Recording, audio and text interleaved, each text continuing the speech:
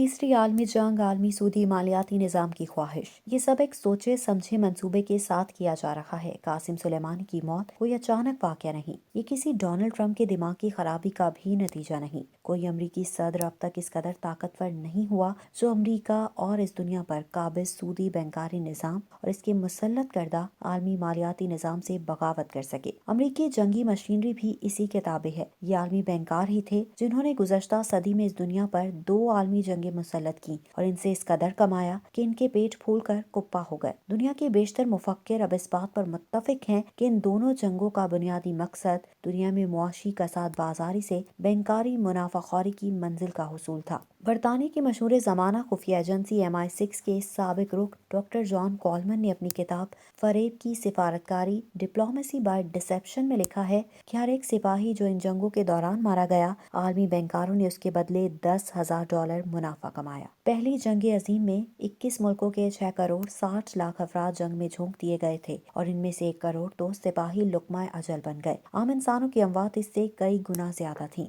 यही आलम दूसरी जंग अजीम का था जो 1930 की दहाई में कसाद बाजारी से पैदा की गई थी। पहली जंग अजीम के बाद जब बैंकारों ने अमरीका, रूस, बरतानिया, फ्रांस और दीगर यूरोपीय ममालिक का कंट्रोल संभाल लिया तो जर्मनी को एक ऐसे तावाने जंग के मुआहदे में फंसाया गया जिसे वो किसी सूरत बर्दाश्त नहीं कर सकता था। अमरीकी बैंकारों ने जर्मनी के लिए कर्जाजात के 2 मंसूबे पेश किए जिन्हें डॉस और यंग प्लान कहा जाता है। पूरे जर्मनी में एक फजा पैदा हो गई। हर कोई कहता हमें जिल्लत आमेज मुआहदे को खत्म कर देना चाहिए और जर्मन कौम को बदला लेना चाहिए। इसी फजा ने हिटलर जैसे किरदार को जन्म दिया जो अवामी वोट से मुंतखब होकर जर्मनी का चांसलर बना। इसने एक जंगी जुनून की कयादत की और यूं आलमी बैंकारों की मुराद बराई और उन्होंने जर्मनी को जंगी जहाज, टैंक, मिलिट्री ट्रक, असलहा और बारूद और दीगर साजो सामान बनाने के लिए खूब कर्जा दिया। यहाँ तक कि JP मॉर्गन बैंकारी कंपनी ने अपना एक ट्रस्ट कायम किया जो अमेरिका में जर्मन जासूसी और खुफिया ऑपरेशन के लिए भी सरमाया फराहम करता था। इसी तरह दूसरी जंग अजीम का मैदान सजाया गया जिससे दुनिया का चेहरा इंसानों के लिए लहू से सुर्ख और बारूद के धुएं से स्याह हो गया। करोड़ों इंसानों की मौत के मलबे से तबाहाल यूरोप बरामद हुआ जिसे अपनी तरक्की, मुआशी, इक्तसादी और सनती बहाली के लिए कर्जे की जरूरत थी। उस दिन से लेकर आज तक पूरी दुनिया बैंकारों की हवसे ज़र में जकड़ी हुई है।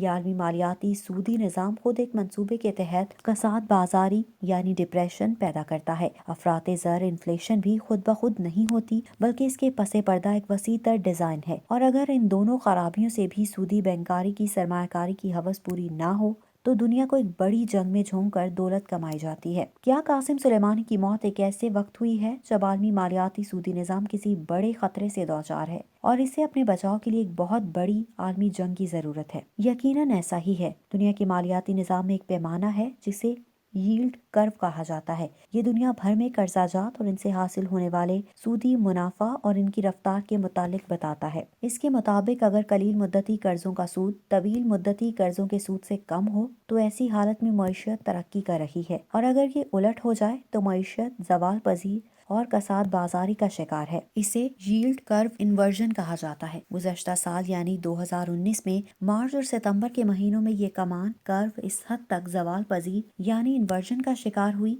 जिससे आलमी कसाद बाजारी का खतरा इतना बढ़ गया कि तमाम मार्केटों में एक सनसनी दौड़ गई। ऐसा अब किसी भी वक्त हो सकता है। तलवार सर पर लटक रही है। अगर ऐसा हो गया तो फिर दुनिया के तमाम ममालिक अमरीकी डॉलर का एक रिजर्व करेंसी के तौर पर इस्तेमाल करना छोड़ देंगे क्योंकि ऐसा करने में नुकसान ही नुकसान है। अगर इन ममालिक ने अमरीकी डॉलर का रिजर्व करेंसी के तौर पर इस्तेमाल तर्क कर दिया तो फिर अमरीका रातों रात आलमी नक्शे से एक मुआशी कुव्वत की हैसियत से खत्म हो जाएगा। इसीलिए अमरीका को फौरी तौर पर एक जंग चाहिए थी और जंग भी एक ऐसे खत्ते में चाहिए जो इससे बहुत दूर हो, ऐसे दौलतमंद ममालिक का खित्ता हो, इस कदर सरमायाकारी रखते हो कि जंग का बोझ सह सके और जिसकी सरजमीन पहले से जंग के शोलों में लिपटी हो। इसके लिए मशरिक वस्ता से बेहतर कोई और सरजमीन नहीं और ईरान से बेहतर कोई मुहल्ले वकू नहीं, जिसकी एक जानिब इराक और दूसरी जानिब अफगानिस्तान कई दिहाइयों से जंग का शिकार है। अमरीका की मुआशी सूरत हाल और आलमी मुआशी मनसूबाबंदियों का माहिर जेरोल्ड सेलेंटे अपनी पेशगोइयों की वजह से आलमी शोहरत रखता है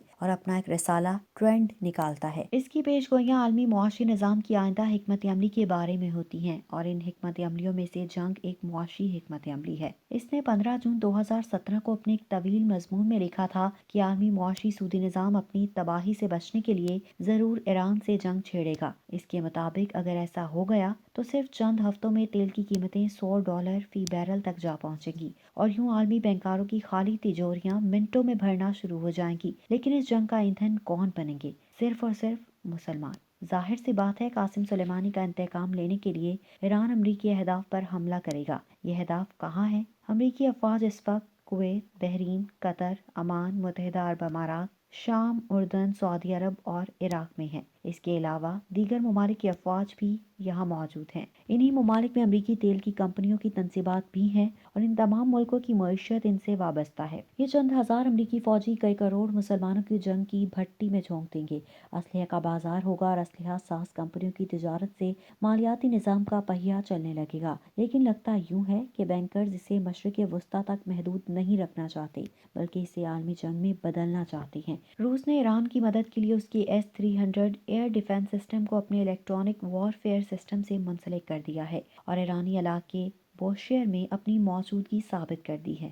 امریکہ اور روس کے درمیان شروع ہونے والی وہ جنگ جو شام کے بشار الاسد کے اقتدار سے وابستہ تھی، وہ اب ایک نیا رخ اختیار کر جائے گی۔ پہلے یہ خفیہ آپریشن تک محدود تھی جس کی کمان قاسم سلیمانی کر رہا تھا۔ اسی وجہ سے اسے نشانہ بنایا گیا، لیکن اب یہ کھلی جنگ میں بدلی تو صرف چند گھنٹوں کی یہ جنگ آدھی سے زیادہ دنیا کو خس و خاشاک کا ڈھیر بنا دے گی۔ دنیا کے ماہرین یہ پیش گوئی کر رہے ہیں کہ اس جنگ کے آغاز میں اب اتنی ہی دیر باقی ہے جتنی دیر میں یہ عالمی بینکار اپنے اثاثے محفوظ ترین ملک نیوزی لینڈ منتقل نہیں کر لیتے۔ ایسا کرنے کے بعد جو جنگ شروع ہوگی وہ تباہ کن ہوگی۔ اس کے بعد جو ہوگا، اس کے متعلق آئنسٹائن نے کہا تھا کہ پھر چوتھی عالمی جنگ صرف پتھروں اور ڈنڈوں سے لڑی جائے گی۔ سید الانبیاء محمد مصطفیٰ صلی اللہ علیہ وآلہ وسلم کی تمام احادیث بھی اسی جانب اشارہ کرتی ہیں کہ بیت المقدس پر آخری لڑائی تلواروں اور تیر کمانوں سے ہوگی۔